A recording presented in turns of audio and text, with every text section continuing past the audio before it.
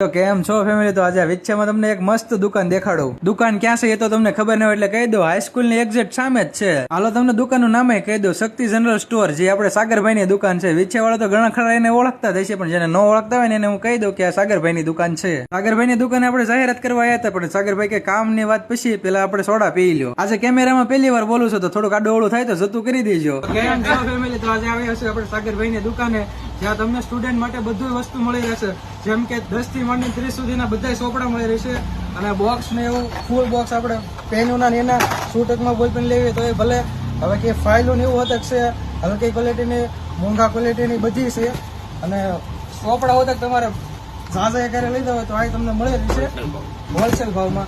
અને general store ની વાત કરીએ ને તો આમાં સોપારીથી માંડી તેલ મરચું ઘર વપરાશમાં જે બધી વસ્તુ વપરાય બધું મળે છે.